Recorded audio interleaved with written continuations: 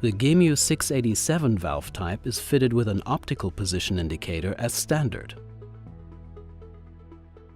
Various optional accessories can be fitted, such as, for example, a stroke limiter.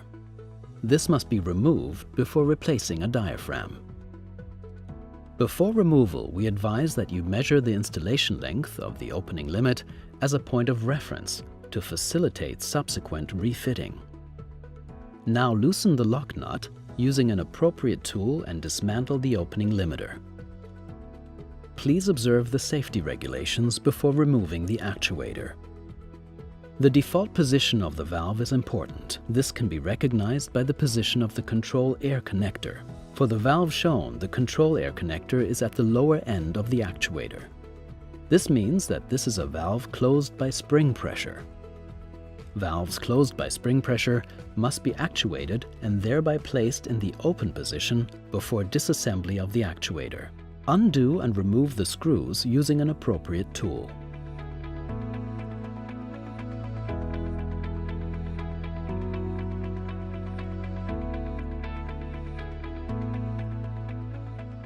If the screws are difficult to turn, we recommend that you replace them.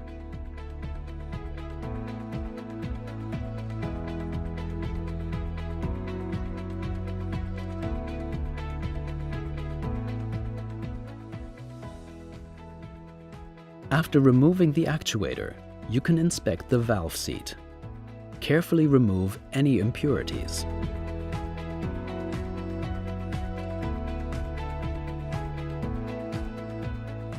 Move the actuator into the closed position, unscrew the PTFE face anti-clockwise, and remove the diaphragm backing.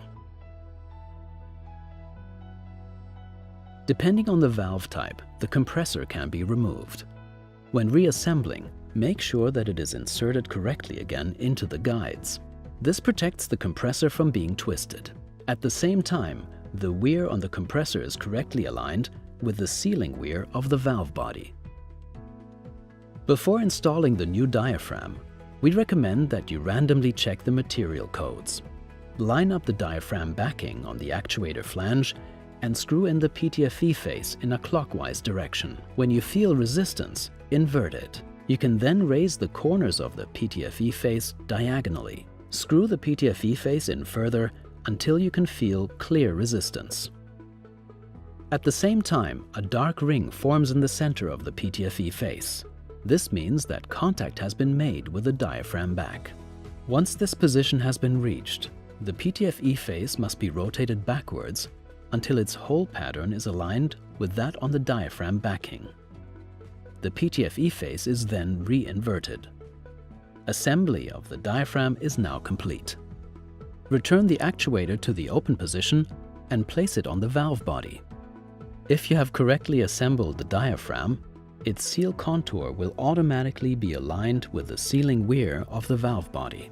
During assembly of the actuator, make sure that the control air connector is aligned in its previous position. Insert all screws with the washers and tighten the screw nuts by hand.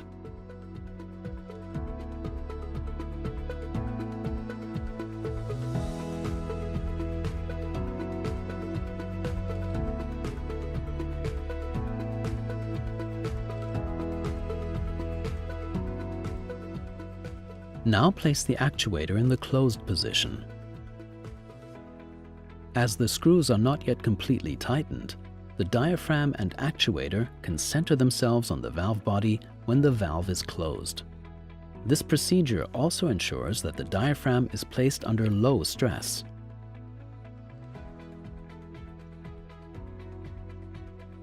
Evenly tighten the screws diagonally in several steps.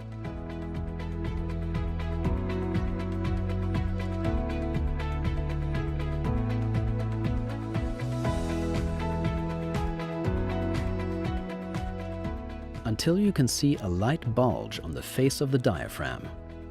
The diaphragm is now compressed by approximately 10 to 15% of its total thickness. If you previously disassembled a stroke limiter, refit it now.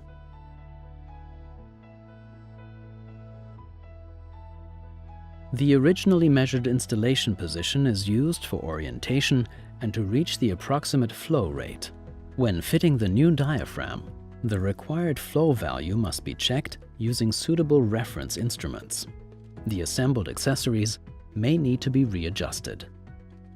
After this, secure the opening limiter with a lock nut again. Due to the natural setting behavior of diaphragm sealing materials, particularly after the first sterilization process, we recommend that you check the compression of the diaphragms at the specified time and retighten the flange fasteners if necessary.